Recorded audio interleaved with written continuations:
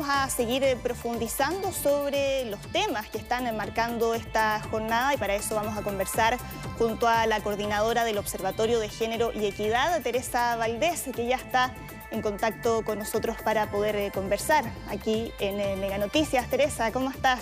Muy buenas tardes, Aló. Gracias por acompañarnos. Probando. Sí, ahí Hola. estamos. Teresa, ¿me escuchas bien?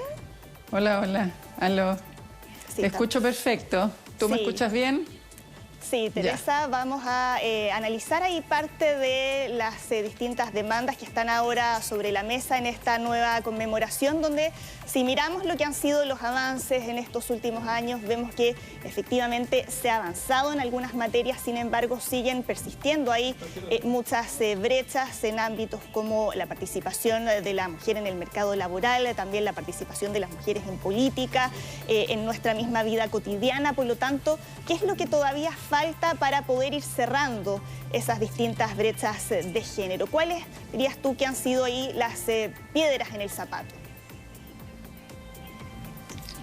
Bueno, piedras en el zapato tienen que ver precisamente con cómo se distribuye el trabajo en la vida, porque este sistema, esta economía se apoya en el trabajo gratuito de las mujeres, el trabajo de reproducción que se llama. Está el trabajo productivo, el trabajo reproductivo, y cuando se contrata a alguien, se lo contrata sin incorporar lo que significan las tareas de reproducción, tareas de alimentación, de cuidado, etcétera. Entonces se produce una situación que no corresponde y por lo tanto, ¿no es cierto?, las mujeres están aportando un trabajo gratuitamente, no pueden incorporarse al mercado de trabajo y mientras esto siga así, digamos, vamos a mantener estas bajas tasas de participación femenina, especialmente después de la pandemia, en que fue necesario, ¿no es cierto?, hacer todo en la casa, trabajar y al mismo tiempo hacer de todo, y tuvimos la figura del llamado hombre cero, de la cantidad de hombres, un porcentaje elevado de hombres que no hacía ninguna tarea reproductiva en la casa. E incluso, ¿no es cierto?, hombres cero cuando tenían hijos menores que tampoco colaboraban en nada. Entonces ese es uno de los nudos más difíciles que tenemos y para cambiar eso se necesita tanto políticas públicas como, ¿no es cierto?, el abordar el tema de qué pasa con los cuidados, quién se hace cargo de las tareas reproductivas, como el Estado se hace cargo de que la reproducción social no es una tarea de las mujeres, sino que es una tarea de todos y todas. Exactamente, y ahí la pandemia ayudó a visibilizar esa división sexual del trabajo, ¿no? Y esto ha puesto ahí sobre la mesa además la importancia de avanzar hacia un sistema de cuidados. ¿Cómo crees que esto debiera poder abordarse en materia de políticas públicas? Lo que pasa es que se requiere una acción en distintos niveles, porque el cuidado es muy amplio, digamos, incluye desde el trabajo doméstico, de las tareas que tienen que ver con alimentación, con lavar la ropa, con todo lo que es la mantención del hogar, pero también con el cuidado de los hijos y también con el cuidado de las personas dependientes. Entonces, cada una de esas necesidades tiene una solución distinta.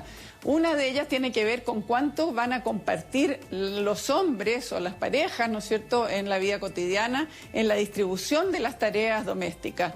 Otro tema es el de los cuidados, políticas de cuidado para los niños, para la infancia, ¿no es cierto?, desde que nacen en adelante. Y también qué pasa con las personas que necesitan, las personas dependientes, porque de hecho necesitamos apoyo, necesitamos cuidado desde que nacemos hasta que morimos.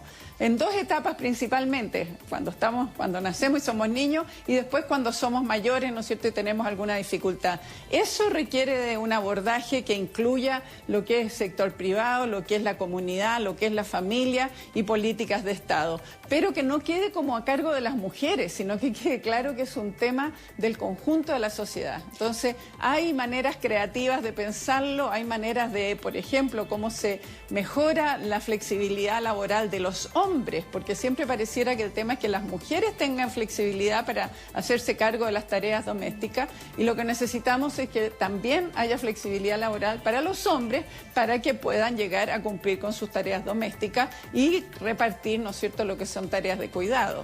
Y aquí entramos, Teresa, a propósito de eso en otro tema y que tiene que ver con los sesgos de género, con los estereotipos de género, que es algo frente a lo cual se nos inculca a edades muy tempranas. Por lo tanto, todo este abordaje, además de lo que tenga relación con políticas públicas, con cómo se trata este tema desde el punto de vista de la institucionalidad, también requiere aquí de un cambio cultural importante. ¿De qué manera avanzamos en eso? ¿Por qué es importante que la educación tenga perspectiva de género?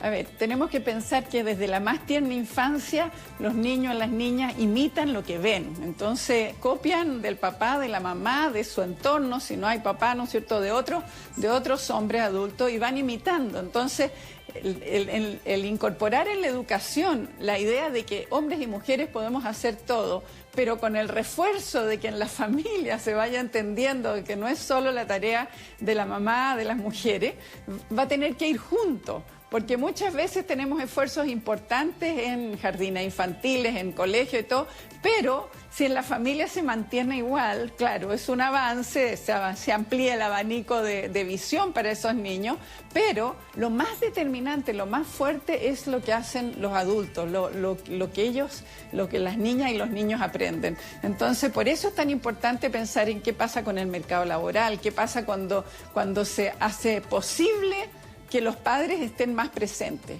Aquí en Chile hay avance en el sentido de que la paternidad ha ido cambiando, ha ido adquiriendo un valor superior. Antes, cuando pienso yo en mis abuelos, ¿no es cierto?, era otro mundo. Pero también hay que generar condiciones para que eso se pueda hacer.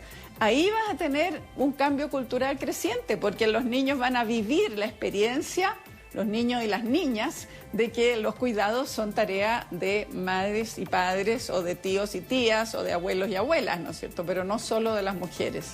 Sí, detengámonos también en el tema de la violencia contra las mujeres, porque a pesar de que hemos avanzado en nuestros derechos, siguen ahí produciéndose todavía hechos de violencia, ya sea en su forma más extrema, ¿no?, los femicidios, las violaciones, como también esta violencia más invisible, violencia simbólica, como se le llama, frente a la cual muchas víctimas no saben que están siendo víctimas de violencia, que todavía no tienen conciencia, que está tal vez más normalizada.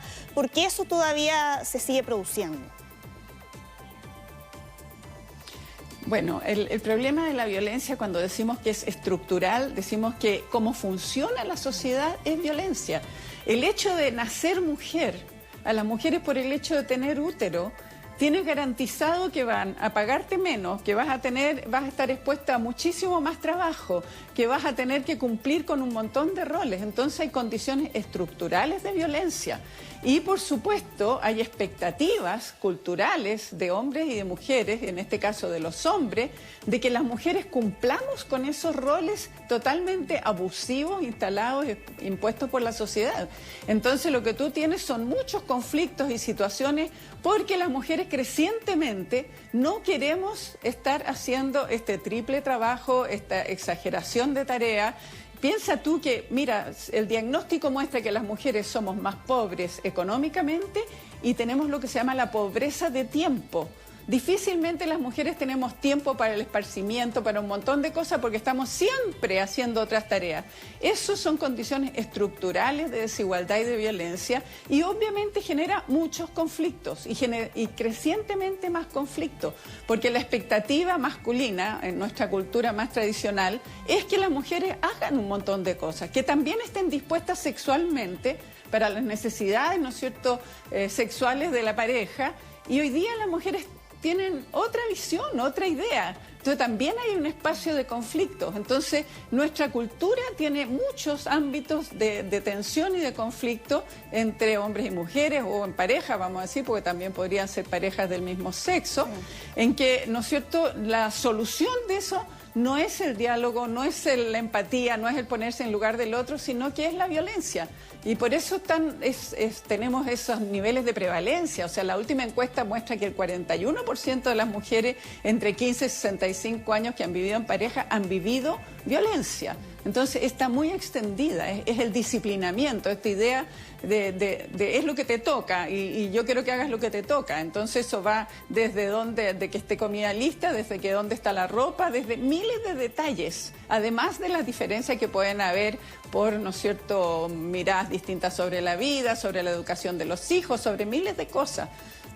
Sí, y muchas veces ahí la responsabilidad también termina recayendo sobre las mismas mujeres. La semana pasada habíamos estado conversando sobre este caso de una violación grupal en Argentina, donde muchos se referían a los autores de ese delito como animales, como enfermos, tratando de dar a entender que su comportamiento fuera como algo instintivo, cuando aquí hay un problema como sociedad y donde muchas veces se responsabiliza o se nos trata de, por ejemplo, en los casos de abuso sexual en universidades en Estados Unidos, con instructivos donde llaman a las mujeres a no salir de noche en vez de educar a los hombres a no violar en definitiva. Es bien complejo eso, porque se les dice que actúan como animales. Los animales no violan, eso está demostradísimo. Todos los estudios científicos demuestran que los animales no violan a las hembras. Las hembras, incluso las hembras pueden ser muy negativas y buscar y arrancar, digamos, y ellos desarrollar, los machos, unas estrategias de seducción enormes, pero no violan. La violación es un acto violento de posesión de una persona que claramente ha dicho que no quiere, para satisfacer una necesidad que uno podría decir es sexual, de libido, qué sé yo, pero en realidad es de poder. El placer está en que te subordiné, en que te subyugué. A esa chica que la violan varios, ¿no es cierto? Es el placer de que mira lo que hicimos, y lo hicimos en grupo, y lo pudimos hacer. La habían drogado, sí, la habían drogado. Sí, es un tema ahí que da para seguir profundizando. Y quería, por último, para ir cerrando, ¿qué expectativas tiene ahora que está a puertas de asumir un gobierno que es el primero en definirse como un gobierno abiertamente feminista?